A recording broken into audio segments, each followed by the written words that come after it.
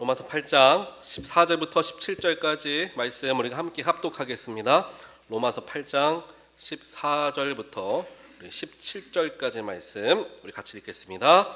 무릇 하나님의 영으로 인도함을 받는 사람은 곧 하나님의 아들이라. 너희는 다시 무서워하는 종의 영을 받지 아니하고 양자의 영을 받았으므로 우리가 아빠 아버지라고 부르짖느니라. 성령이 친히 우리의 영과 더불어 우리가 하나님의 자녀인 것을 증언하시나니, 자녀이면 또한 상속자 곧 하나님의 상속자요 그리스도와 함께한 상속자니, 우리가 그와 함께 영광을 받기 위하여 고난도 함께 받아야 할 것이니라. 아멘. 우리 잠깐 기도하겠습니다. 사랑과 능력의 하나님 감사합니다. 오늘도 거룩한 주일 주 앞으로 저희들 발걸음 옮기게 하시고 하나님께 마음과 정성을 들여 예배하게 하시니 하나님 감사합니다. 오늘 예배를 드리는 가운데 성령의 능력이 우리 온 예배당에 가득하게 되기를 간절히 원합니다. 성령의 역사하심이 나의 마음을 조명하여 주시고 나의 삶을 변화시켜 주시기를 간구합니다.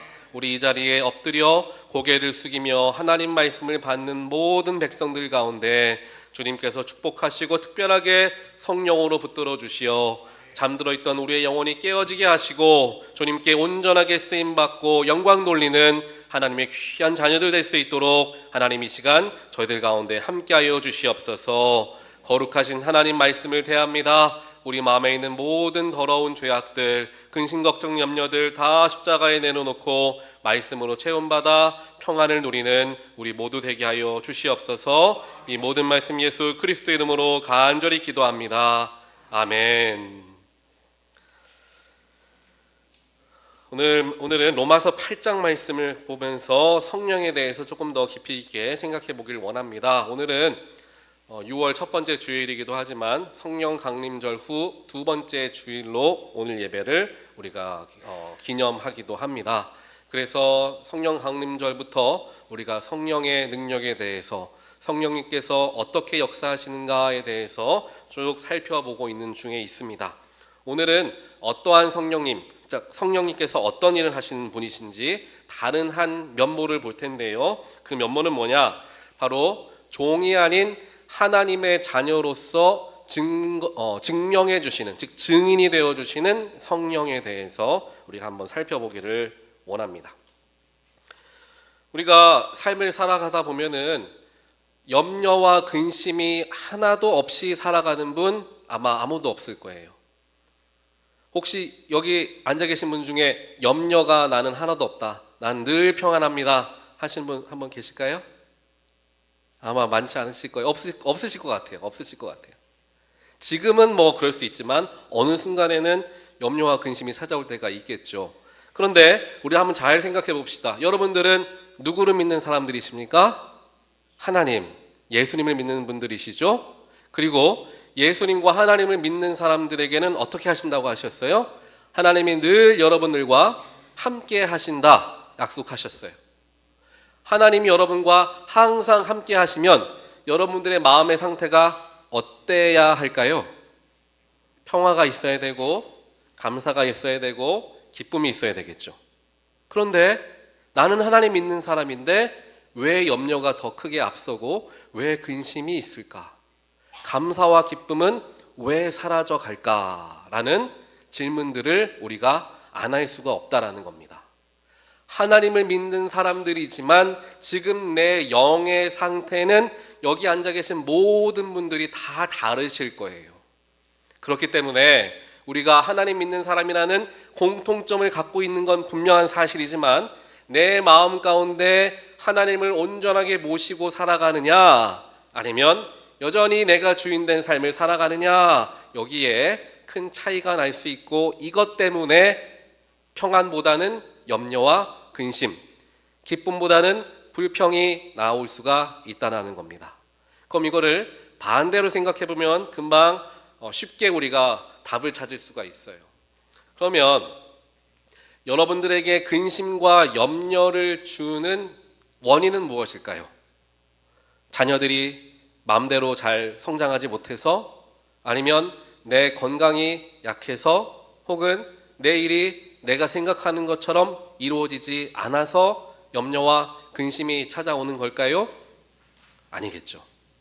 제가 처음부터 말씀드린 것을 잘 정리해 보시면 염려와 근심의 핵심은 현상에 달려있는 것이 아니라 결국 내 마음가짐에 달려있다, 이거를 아실 수가 있는 거예요.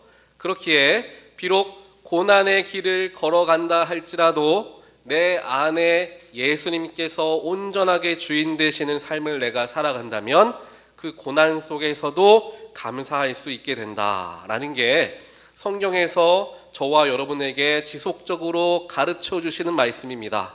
그리고 이 말씀이 한 군데에 한 번만 기록된 게 아니라 성경 여러 곳에 반복적으로 그 이야기를 하세요.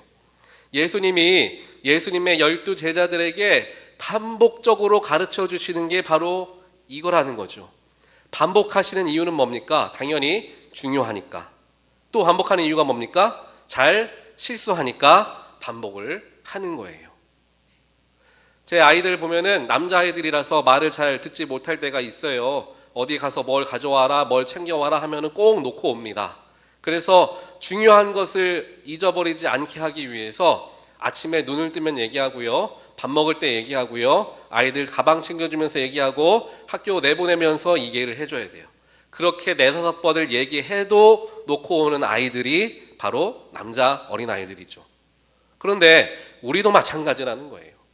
이와 같이 성경이 지속적으로 우리에게 말씀해 주시는데도 불구하고 이 가장 중요한 것을 잊어버리고 산다는 거죠. 그러니까 근심과 염려가 찾아오면 어떻게 됩니까? 남 탓을 하거나 환경 탓을 하거나 내 탓을 하게 되는 거예요. 그런데 정말 문제의 핵심은 누구의 탓이 아닌 거잖아요. 환경에 달려있는 게 아니잖아요. 내 마음 가운데 하나님이 온전하게 자리하고 계시지 못하기 때문에 염려가 찾아오니, 그러니 우리가 근심 염려가 찾아올 때 염려가 되게 하는 것 무언가를 없애는 게 중요한 것이 아니라 염려되지 않게 하시는 분을 모시는 게 중요하다라는 겁니다. 어린아이들이 부모가 보이지 않으면 염려되고 불안해합니다. 그런 순간 어떻게 합니까? 엄마 아빠를 찾아가는 거예요. 두려운 마음이 엄마 아빠를 보는 순간 사라지게 됩니다. 현상은 똑같아요. 아이들이 놀고 있는 장소는 똑같습니다. 다만 엄마 아빠가 그 장소에 있느냐 없느냐에 따라서 이 아이가 불안해하느냐 평안해하느냐가 차이가 난다는 것을 우리가 다들 잘 알고 있는 사실입니다. 그렇다면 염려와 근심 문제가 찾아왔을 때 우리가 해야 할 일은 문제 해결이 아니라 내 마음의 중심에 하나님을 모시고 들어오는 행위, 혹은 내가 하나님께 나아가는 일들, 이거에 더 집중해야 되는데 우리는 자꾸 잘못된 환경과 내 눈에 보이는 것에 집착하고 해결하려는 그러한 습관들을 가지고 있다라는 이야기예요. 제가 우리 나선 금난교회에 부임한 지 이제 10개월이 되었습니다. 10개월 동안 많은 성도님들과 참 귀한 교제와 나눔을 가지면서 우리 성도님들이 얼마나 귀한 분들인지 제가 많은 경험을 했습니다. 또 같이 예배를 드리고 또 여러 가지 행사들을 함께 하면서 참 그 속에서 주어지는 하나님의 은혜도 많이 경험했습니다. 그런 가운데 분명하게 드는 생각은 하나님께서 우리 나선 금난교회 가운데 언제나 함께 하시고 앞으로도 함께 하실 거라는 그러한 믿음을 제가 더 갖게 돼요. 그런데 왠지 모르게 제 마음속에 어느 때는 염려와 근심이 찾아올 때가 있어요. 요즘에 제가 좀 그렇습니다. 요즘에 왜 그런가 제가 생각을 해봤어요. 요즘에 제가 제 삶의 가장 중심, 가장 많이 생각하는 게 교회예요. 우리 교회에 대해서 아침에 눈 뜰 때부터 밤에 눈 감을 때까지 교회에 대한 생각이 교회에 대한 생각을 굉장히 많이 합니다. 그럼 제 스스로 생각하겠죠. 하나님이 세우신 교회, 하나님이 맡겨주신 목회의 자리에 대해서 하루 종일 생각하면 당연히 내 마음에 거룩함이 넘치고 감사와 기쁨과 평안이 넘쳐야 할 것 같은데 염려가 찾아오는 거예요. 근심이 드는 거예요. 왜 그럴까? 왜 그럴까? 라는 생각을 해본 거죠. 해봤더니 제가 교회에 대해서 또 제 목회에 대해서 생각을 하고 고민은 하지만 그것이 근본적인 문제를 생각하는 것이 아니라 우리 교회의 앞날이 어떻게 될까? 우리 교회의 미래는 어떠할까? 우리 교회가 영적으로 양적으로 부흥하고 성장하려면 어떠한 노력과 어떠한 일들을 감당해야 될까라는 천상적인 부분에 많이 마음을 빼앗겨 있었기 때문에 결국에 염려와 근심이 찾아왔다라는 것을 제가 말씀을 들으면서 깨달았고요. 특별하게 어제 영화를 보면서 제가 많이 깨달았어요. 어제 보신 분도 계시겠지만 신의 악단 영화를 보면 제가 모든 줄거리를 얘기하진 않겠지만 이제 북한에서 다들 잘 아시는 것처럼 예수님을 믿을 수가 없잖아요. 죽임을 당합니다. 그런 상황에서도 예수님을 믿는 사람들이 있지 않습니까? 그리고 그 예수를 믿는 사람들을 잡아다가 예수님 못 믿게 하거나 혹은 처벌을 내리는 그런 사람, 그 사람이 이 영화의 주인공이었어요. 그 영화의 주인공이 이 예수 믿는 사람들을 변화시키려고 그러니까 예수 못 믿게 하려고 하는 마음과 또 자기에게 맡겨진 임무가 있었습니다. 그 임무를 위해서 자기도 모르게 자기도 그 임무를 열심히 하려고 하다 보니까 이제 예배 찬양을 드리게 되고 예배를 준비하는 일들을 하게 된 거예요. 그렇게 예수님을 핍박하고 예수를 믿는 사람들을 죽이기까지 했던 그 사람이 찬양을 부르면서 그의 마음이 서서히 변화하는 과정이 영화에 담겨 있어요. 그래서 그 주인공이 고통의 멍에 벗으려고 예수께로 나옵니다. 이 찬양을 부르는데 처음에는 덤덤하게 부르다가 점점 찬양이 깊어질수록 마음이 움직이고 눈물이 흘러나오는 그러한 마음이 변화되는 것을 영화가 굉장히 잘 잡아냅니다. 그러면서 그 사람이 점점점 마치 소낙비가 아니라 이슬비에 나도 모르게 옷이 젖는 것처럼 그의 영혼이 변화되기 시작한 거죠. 제가 그 영화를 보면서 어떤 생각을 했느냐, 그와 같이 찬양 한 곡조 가지고도 내 마음이 뜨거워지고 내 눈에서 눈물이 터져 나왔던 그러한 간절한 예배의 순간들이 있었는데 지금 이 순간 나에게도 그러한 순수한 뜨거운 열정이 있는가, 그런 마음을 갖게 됐어요. 그리고 그 북한에 있었던 그리스도인들이 성경책을 구할 수가 없지 않습니까? 그런데 어떠한 임무가 주어져서 성경책을 다 받게 됐어요. 그러니까 그 성경책을 받고 얼마나 기뻐하는지 성경책을 이리 돌려보고 저리 돌려보면서 정말 즐거워하고 기뻐하는 모습. 그리고 예배드리고 찬양하는데 북한은 또 에너지가 많지 않으니까 따뜻하게 겨울에 할 수 없잖아요. 그런데 이러한 임무를 부여받았다고 해서 난로를 주었어요. 그 난로 앞에 앉아가지고 이제 우리가 안 떨고 춥지 않게 따뜻하게 찬양도 하고 예배할 수 있겠구나, 너무나 즐거워하는 그 모습들을 제가 보면서 그래, 저렇게 별것 아닌 것 가지고도 감사하고 하나님께 은혜를 고백하고 저렇게 순수하게 기뻐하는 그 마음의 중심이 나에게도 있는가, 나에게는 그런 게 많이 사라지지는 않았나라는 생각에 제가 그 눈물을 흘릴 만한 장면이 아니었는데도 눈물이 너무 막 터져 나오는 거예요. 그 제 마음의 중심이 너무나 부끄러웠기 때문이죠. 이와 같이 우리가 때때로 여러 가지 우리 교회 앞에 있는 일들을 두고 함께 기도하긴 하지만 이것이 잘 될까? 우리 교회 앞날은 어떻게 될까? 우리 온 교회는 어떤 마음을 가지고 나가야 할까? 라는 생각을 하다 보니까 염려 근심이 찾아오더라는 거죠. 여기에서 시선을 바꾸어서 이제까지, 즉 43년 전에 세우셨던 하나님의 놀라우신 소망이 지금 이 순간에도 우리 가운데 함께 하시고 하나님의 영은 여전히 우리 교회 가운데 함께 하시며 앞으로도 함께 하실 것을 내가 믿으며 나아간다면, 또 더 나아가서 우리 교회 가운데 성령의 능력이 충만하게 역사하셔서 하나님의 능력이 온전하게 임하게 된다면 앞날의 걱정, 염려가 필요 없이 지금 이 순간에 만족하며 감사할 수 있지 않을까라는 마음을 많이 갖게 되었습니다. 설교노트 첫 번째예요. 우리가 이와 같이 가장 중요한 게 뭔 줄을 아는데도 놓치는 이유가 있습니다. 이게 영적으로 해석하는 거예요. 설교부터 첫 번째, 우리는 뭐라고 되어 있습니까? 세상의 종의 영이 아닌 하나님의 영을 받은 사람들입니다 라는 거예요. 세상의 종의 영, 그냥 쉽게 말해서 종의 영이 아닌 하나님의 영을 받은 사람들이다 라는 거죠. 근데 이거를 잊어버린다라는 거예요. 무슨 얘기냐면요, 예수님을 구주로 믿기 전에 우리는 세상의 종의 영을 가지고 살아가던 사람들이었어요. 즉 세상에 속한 사람들이었던 거죠. 그러니까 세상의 기준대로, 세상의 가치대로, 세상의 죄에 빠져서 살아가던 사람들이었어요. 그러다가 예수님이 나의 구주인 것을 믿고 예수님이 나를 위하여 십자가 지셨다라는 것을 내가 마음으로 믿어서 구주로 시인하게 되는 사람들로 그리스도인들이 되었습니다. 그 이후에는 우리의 마음이 무엇로 채워지느냐? 세상의 종의 영이 아닌 바로 하나님의 영으로 채워지게 되었다라는 거예요. 이것은 진리인데 이거를 놓치면 안 된다는 거죠. 그런데 우리가 연약하기에 놓친다라는 거예요. 그래서 로마서 8장 15절 전반부에 너희는 다시 무서워하는 종의 영을 받지 아니하고, 다시라는 말이 들어가요. 예전처럼 돌아가지 말라는 거죠. 우리들은 예수를 구주로 믿고 난 후에 우리의 정체성은 세상 사람이 아닌 하나님의 사람으로 완전히 변화되어지게 되었는데 왜 자꾸 예전의 모습으로 돌아가려 하느냐, 이 이야기예요.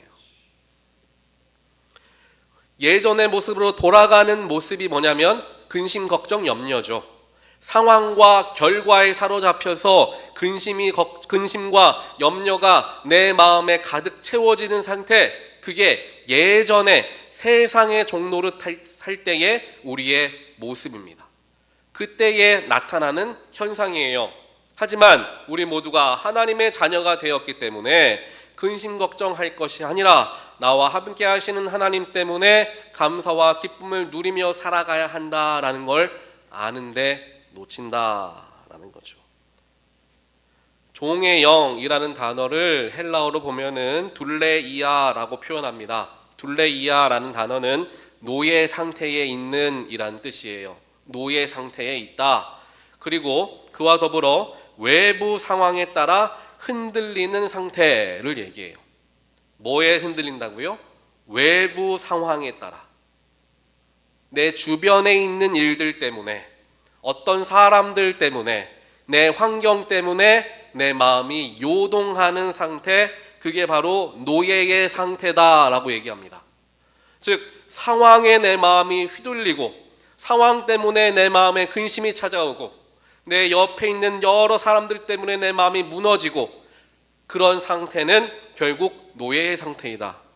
상황에, 세상에, 사람에게 잡혀 있는 노예 상태다. 이거를 우리가 깨달아야 한다는 겁니다. 물론 여기에서 완벽하게 자유할 수 있는 사람은 없을 거예요. 하지만 인식은 하고 있어야 돼요. 사람 때문에, 상황 때문에, 환경 때문에 내가 마음이 요동한다. 지금 내가 노예 상태로 돌아가려고 하는구나. 내 스스로를 똑바로 진단할 수 있어야 되는 거죠. 사람이 다 약한데 어쩔 수 없지 하고 넘어갈 것이 아니라, 약한 건 사실이지만 그렇다고 포기할 겁니까? 그렇다고 그렇게 살 것입니까? 아니죠. 병을 진단받았으면 이제 치료를 받기 위해 병원에 가고 약을 먹고 심지어는 수술도 해야 되겠죠. 왜 그렇습니까? 건강을 회복하기 위함이다라는 겁니다. 약 먹는 것 쉽지 않아요. 매 시간마다 맞춰 먹어야 되고, 약이 많은 경우에는 먹기도 힘듭니다.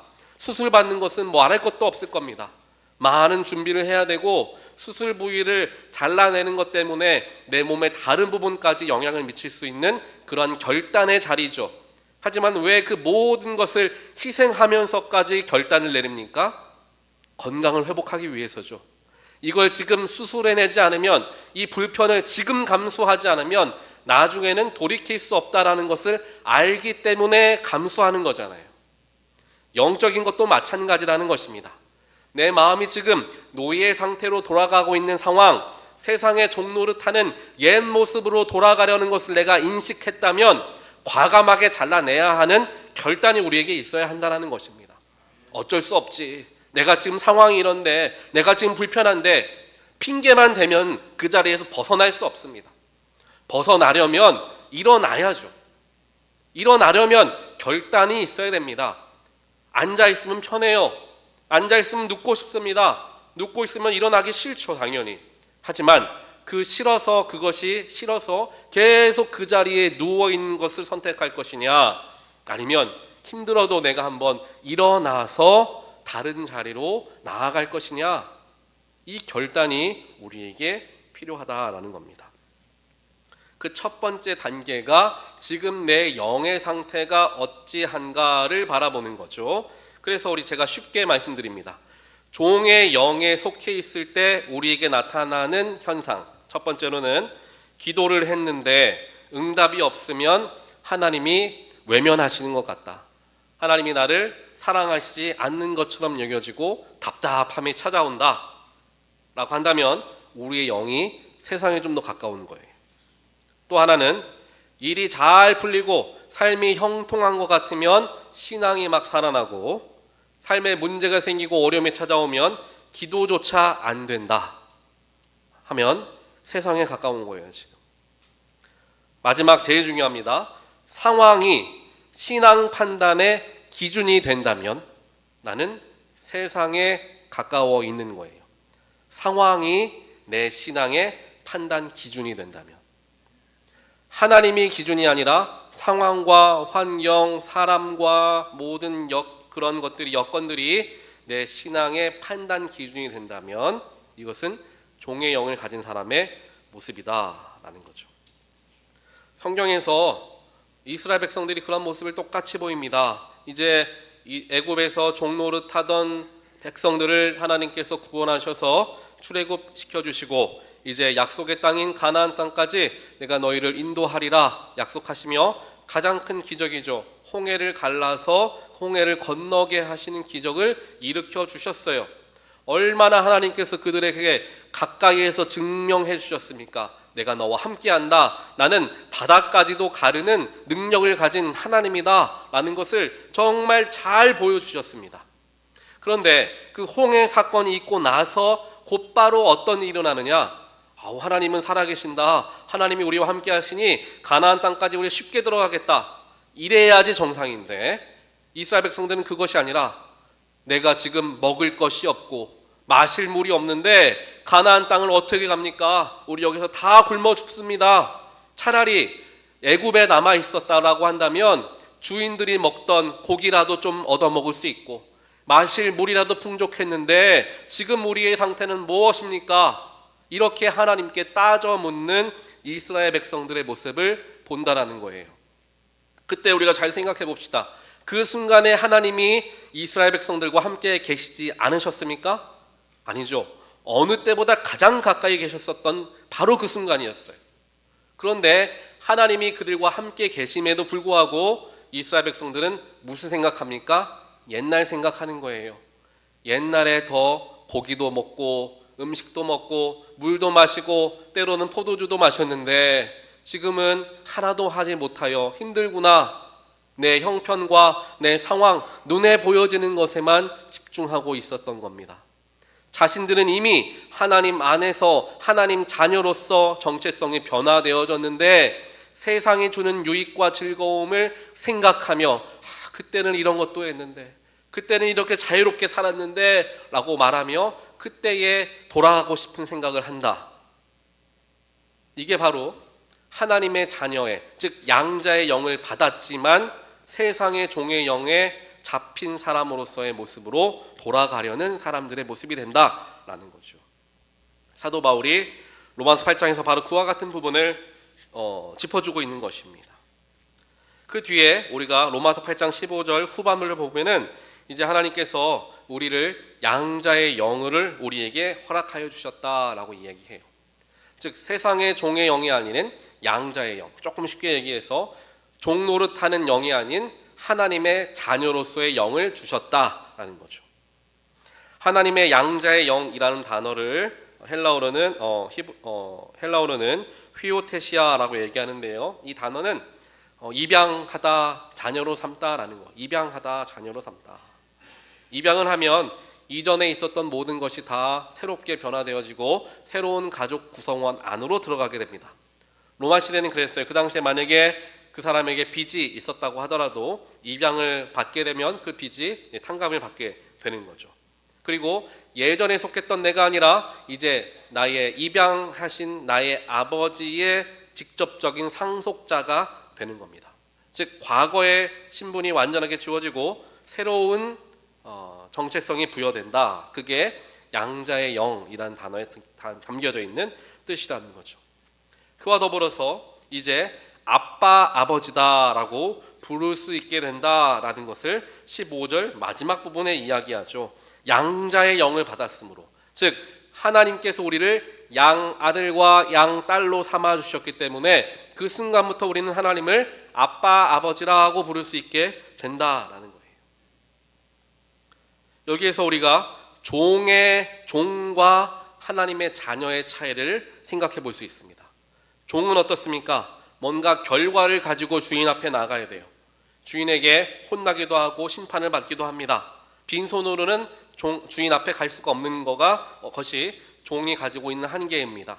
하지만 자녀는 어떻습니까? 무엇이 없어도 아버지께 나아갈 수 있죠. 뭔가 잘못했어도 아버지께 나아갈 수 있는 겁니다. 내가 지금 빈손이어도 있는 모습 그대로 아버지께 나아갈 수 있는 거예요. 그리고 오히려 힘들수록 더 아버지께 나아가는 게 자녀가 하는 행동이다라는 겁니다. 힘들수록 더 아버지께 나아가는 거죠. 왜 그렇습니까? 나를 위로해 주실 것을 내가 믿기 때문에, 나를 내 편 되어 주실 것을 내가 믿기 때문에 힘들어도 아버지께 나아가는 거예요. 이것을 우리가 기억해야 되는데 자꾸만 잊어버립니다. 그런데 그 잊어버리려고 하는 우리의 습관을 바로잡아 주시는 분이 누구냐? 바로 성령 하나님이시죠. 이게 설교 노트 두 번째입니다. 성령이 우리가 하나님의 자녀라는 것을 증언하십니다 라는 거예요. 성령이 우리가 하나님의 자녀라는 것을 증언하십니다.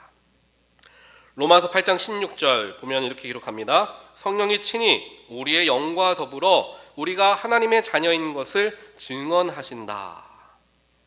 성령이 직접적으로 우리가 하나님의 자녀라는 것을 증언해 주신다라는 거예요. 자, 이걸 쉽게 이제 풀어서 생각하면 이렇습니다.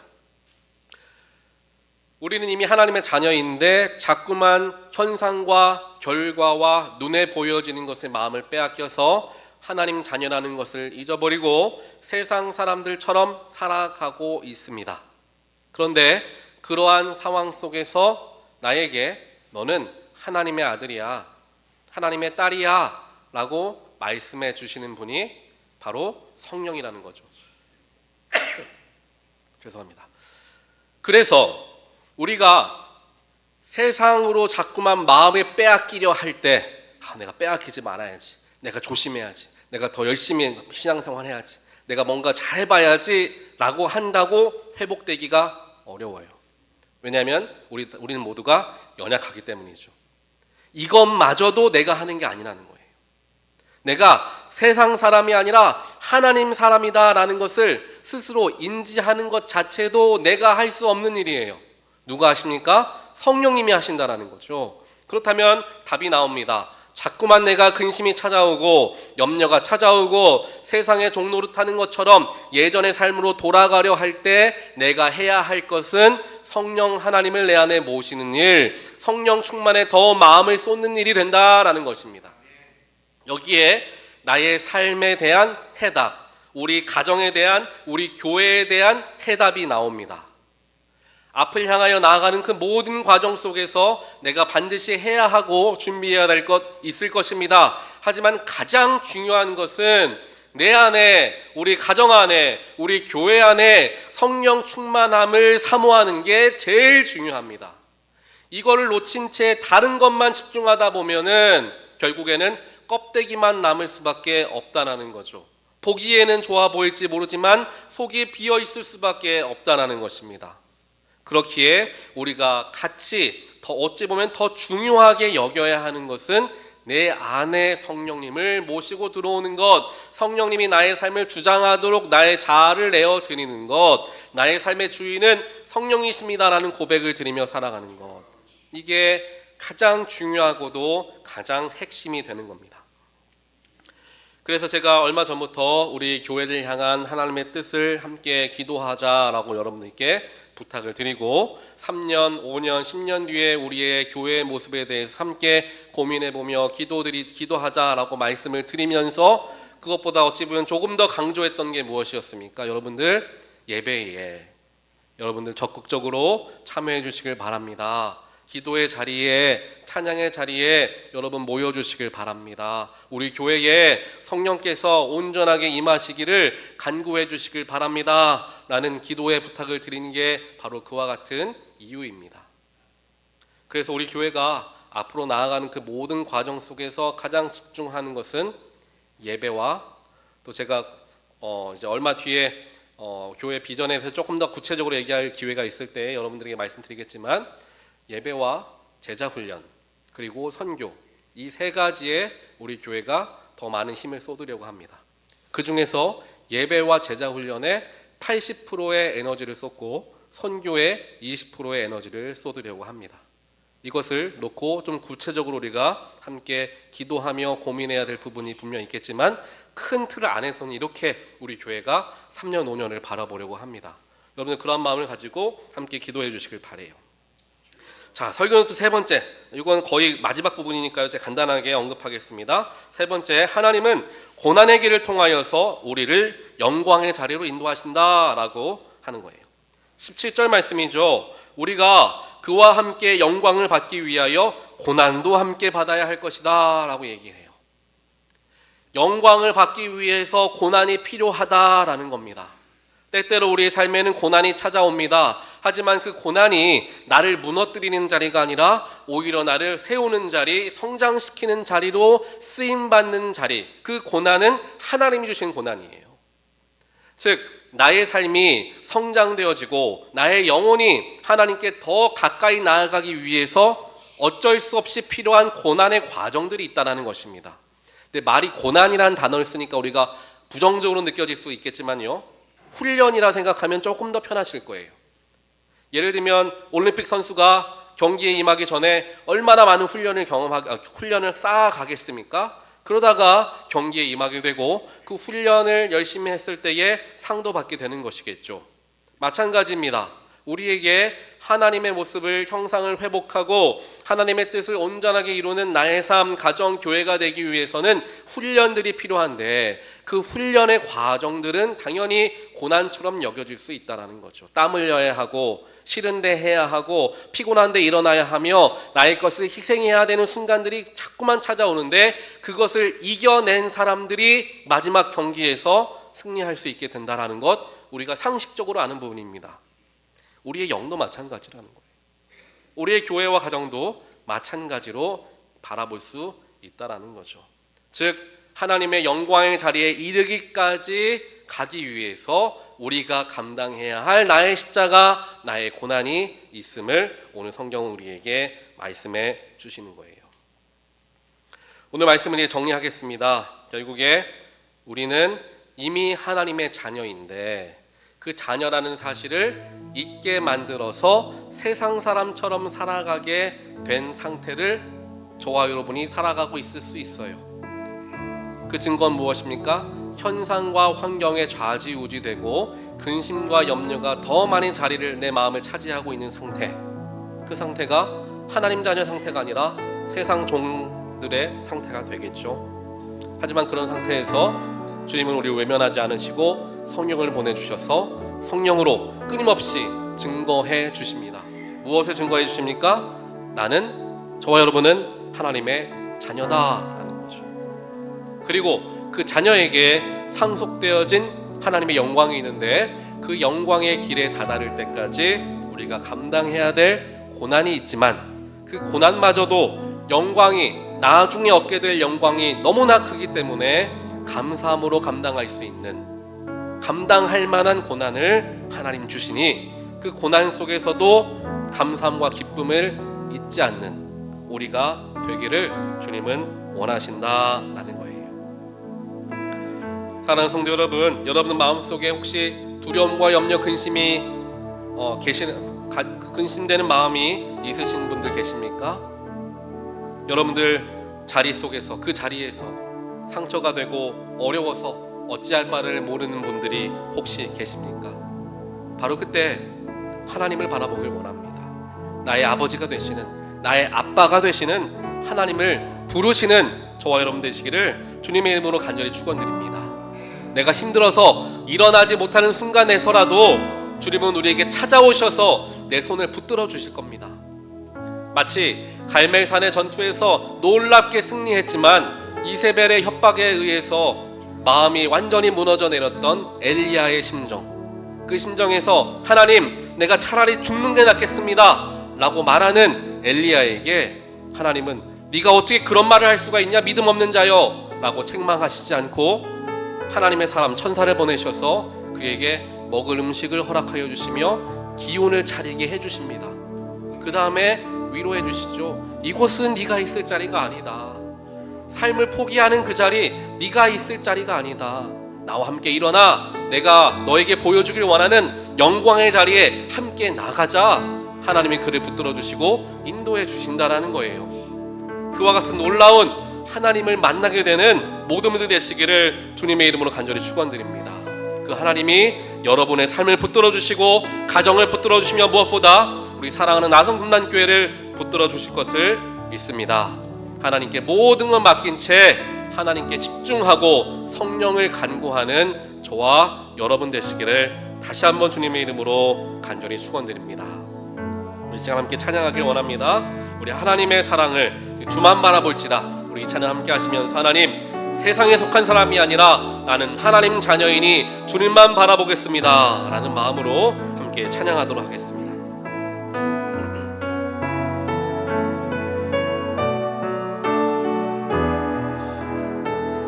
하나님의 사랑은, 하나님의 사랑을 사모하는 자, 하나님의 평안을 바라보는 자, 너의 모든 것 창조하신 우리 주님이 너를 얼마나 사랑하시는지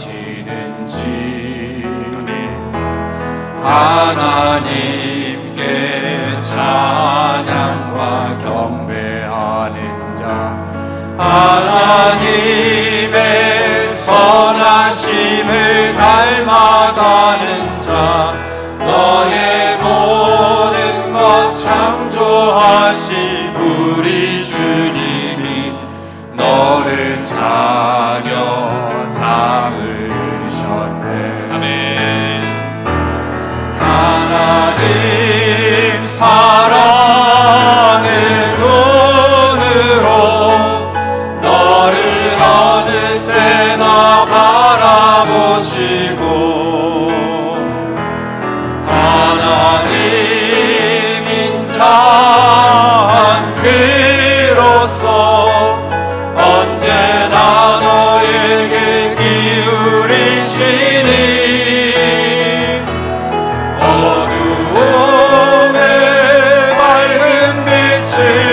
비춰주시고 너의 작은 신음에도 응답하시니 너는 어느 곳에 있든지 주를 향하고 주만 바라볼지라.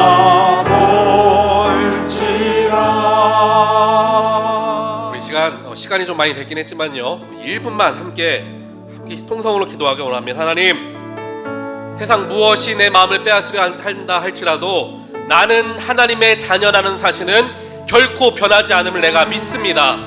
세상이 나를 속이려 하고 상황이 내 마음을 빼앗으려 한다 할지라도 나는 절대로 놓치지 않겠습니다. 이 믿음을 가지고 함께 기도하길 원합니다.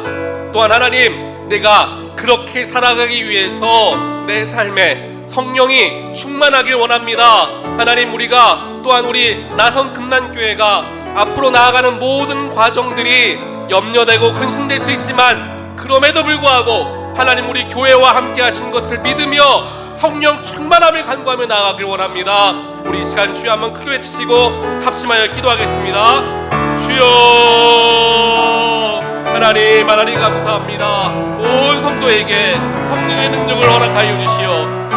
나는 세상에 속한 사람이 아니라 하나님께 속한 사람이라는 것을 분명하게 붙들게 하여 주시옵소서. 그래서 환경이 내 마음 흔들지 않고 사람이 내 마음 흔들지 않는 놀라운 평안을 나에게 허락하여 주시고, 내 안에 계신 하나님 때문에, 내 안에 계신 성령 때문에 다시금 힘을 내고 주님을 따라 나아가 영광의 자리까지 이르게 되는 나의 삶, 또 우리 나성 금난교회가 되기를 원하오니 성령 하나님께서 충만하게 역사하여 주시옵소서. 하나님 함께하여 주시옵소서.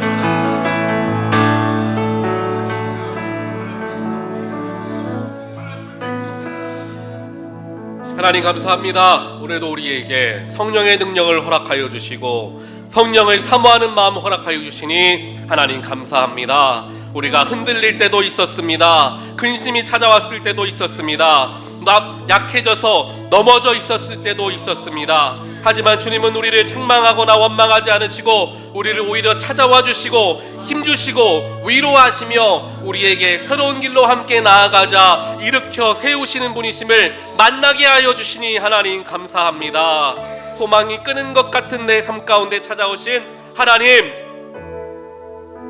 어떻게 해야 될지 몰라 염려와 근심이 찾아오는 나의 마음 가운데, 우리의 가정 가운데, 우리의 교회 가운데 찾아오신 하나님, 이 시간 우리는 세상의 종이 아닌 하나님의 자녀라는 사실을 다시 한번 확인하며 우리에게 허락하여 주신 성령님의 충만하신 역사를 더욱더 기도하고 간구하며 나아가는 우리 모두가 되게 하여 주시옵소서. 그래서 사람이 하는 일이 아니라 하나님이 하시고 하나님이 이끄시고 하나님이 분명하게 선으로서 함께 하실 것을 믿으며 신뢰하며 나아가는 우리 모든 금난교회 식구들 될 수 있도록 주여 역사하여 주시옵소서. 예수 그리스도 이름으로 간절히 기도합니다. 아멘. 우리 이제 성찬 함께 참여하도록 하겠습니다. 분급위원들 앞으로 나오셔서 우리 천을 열어주시길 바랍니다.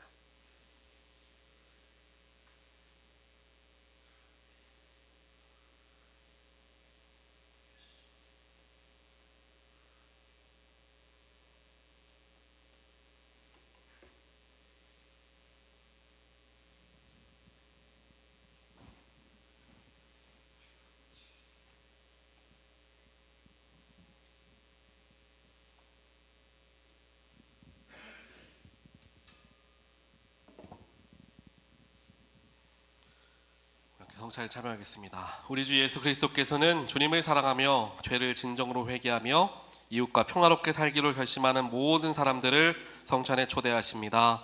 그러므로 이 성찬에 참여하기 위하여 먼저 하나님과 모든 형제자매 앞에서 우리 죄를 고백하겠습니다. 우리 공동 참여기도 함께 읽겠습니다. 자비로우신 하나님, 우리는 마음을 다하여 주님을 사랑하지 않았으며 우리는 주님의 뜻을 따르지 않았으며 우리는 주님의 계명을 어겼으며 우리는 이웃을 사랑하지 않았으며 우리는 궁핍한 자들이 부르짖는 소리를 들으려 하지도 않았습니다. 우리는 주님께 순종하는 교회가 되지 못했습니다. 이 시간 주님께 우리의 죄를 고백하오니 우리를 용서하여 주시고 주님의 뜻에 기쁜 마음으로 순종할 수 있게 하소서. 예수 그리스도의 이름으로 기도합니다. 아멘. 우리 시간은 잠깐 우리 개인 참여기도 시간 갖도록 하겠습니다. 우리 같이 기도하겠습니다. 주여, 우리의 죄를 용서하여 주시옵소서. 주님을 온전하게 의지하지 못하고 바라보지 못하였던 우리의 연약함을 이 시간 회개합니다. 내 형제 자매를 사랑하고 그들을 이해하며 섬기라 하셨던 주님의 명령을 잊은 채 나만을 위해서, 내 가정만을 위해서 살아왔던 나의 욕심과 나의 교만의 이 시간 주께 회개하오니 하나님 용서하여 주시옵소서.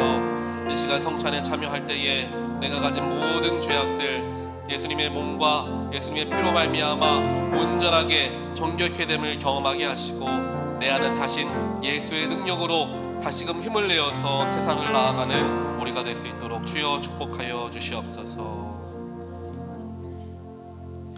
이 기쁜 소식을 들으십시오. 우리가 아직 죄인 되었을 때에 그리스도께서 우리를 위하여 죽으심으로 하나님께서 우리에 대한 자기의 사랑을 확증하셨습니다. 여러분이 용서받았음을 예수 그리스도 이름으로 선포합니다.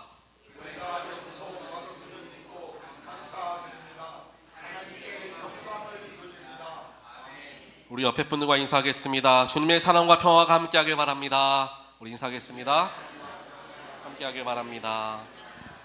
우리 계속해서 교독하겠습니다. 하나님께서 여러분과 함께 계시기를 바랍니다.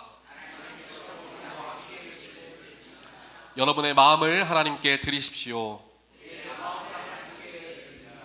주 우리 하나님께 감사와 찬양을 드립시다. 하늘과 땅을 지으신 전능하신 창조주 하나님, 우리가 언제 어디서나 하나님께 감사를 드리는 것은 지극히 마땅하고 기쁘고 즐거운 일입니다. 하나님께서는 우리를 자신의 형상대로 창조하시고 생기를 불어넣어 주셨습니다. 우리가 하나님께로부터 돌아서서 멀리 떠났을 때에도 하나님은 변함없이 우리를 사랑하셨습니다. 하나님께서는 우리가 포로되었을 때에 자유하게 하시고 우리의 구원자가 되어 주실 것을 약속해 주셨으며 이를 선지자들을 통하여 우리에게 말씀해 주셨습니다. 그래서 우리는 땅 위의 사람들과 하늘의 모든 권속과 함께 하나님의 이름을 찬양하며 끊임없는 찬송을 드립니다.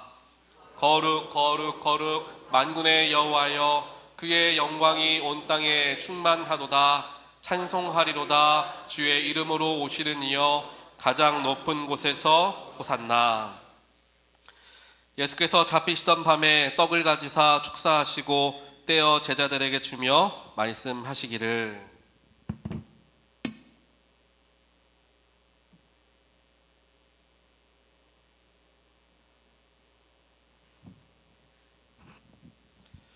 이것은 너희를 위하여 주는 내 몸이니 너희가 이를 행하여 나를 기념하라 하시고, 식후에 또한 그와 같이 잔을 가지고 축사하시고 제자들에게 주며 말씀하시기를,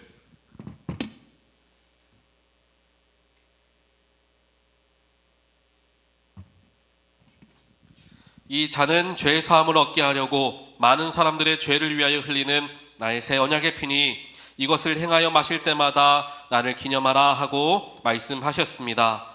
그러므로 우리는 그리스도를 통하여 이루신 하나님의 크신 구원의 은총 안에서 우리의 영혼과 몸을 주님께 거룩한 산 제물로 드려 자신을 내어주신 주님과 하나 되어 하나님이 행하신 구원의 신비를 고백하면서 감사와 찬양을 드립시다. 그리스도께서 죽으셨습니다. 그리스도께서 다시 사셨습니다. 그리스도께서 다시 오십니다. 우리 잠깐 기도하겠습니다. 자비하신 하나님, 여기에 모인 우리에게 성령을 부으시고 주님의 선물인 떡과 잔 위에 임하사 성별하시고 우리로 하여금 그리스도의 보혈로 구원받아 세상을 위한 그리스도의 몸이 되게 하소서.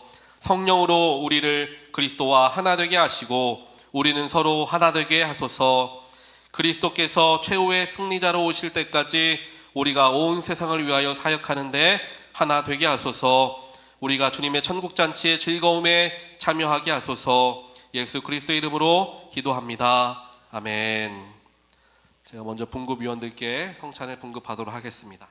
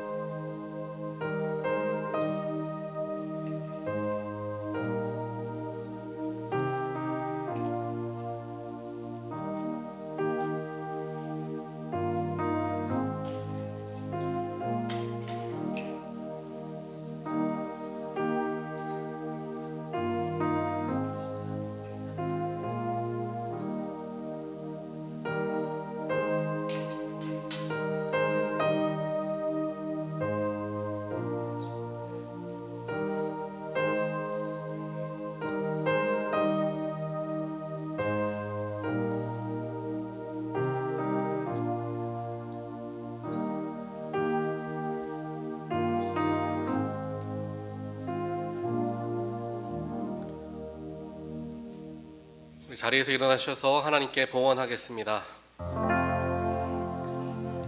나의 보아드리니 주여 받아주셔서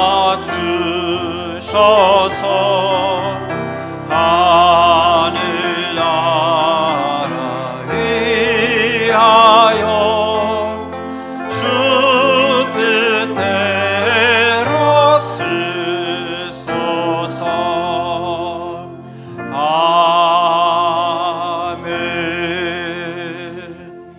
사랑과 능력의 하나님 감사합니다. 오늘도 거룩한 주의 주 앞으로 불러 모아주시고 하나님께 마음을 다하여 예배하게 하시며 성령님의 능력을 우리 모두가 경험하게 하시니 하나님 감사합니다.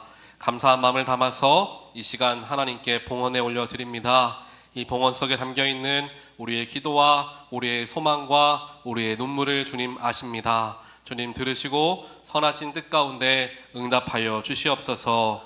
주 앞에 나와 함께 예배하기 원하였지만 육신의 약함 때문에 또한 삶의 어려움 때문에 마음의 문제 때문에 나오지 못한 성도들 주여 기억하시고 친히 찾아가 주시어 그들을 위로하여 주시고 회복하여 주시고 삶의 어려운 문제들 해결하여 주시어 주 앞에 나와 기쁨으로 예배하게 하여 주시옵소서. 다시 한번 드려지는 모든 헌금 주님 기쁨으로 흠양하시고 하나님의 귀하신 뜻 가운데 사용하여 주시옵소서. 예수 그리스도 이름으로 기도합니다. 아멘.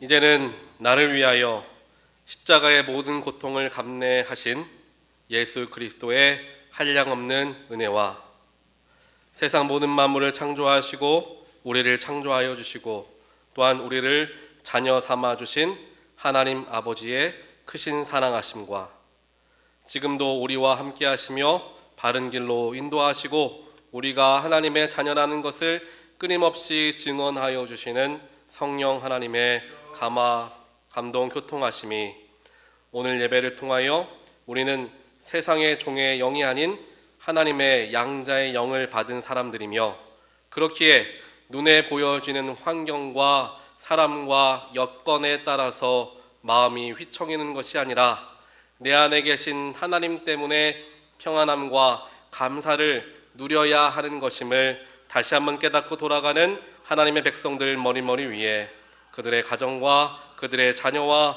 그들의 일상 위에 지금부터 영원까지 함께 하시기를 간절히 축원하옵나이다. 아멘.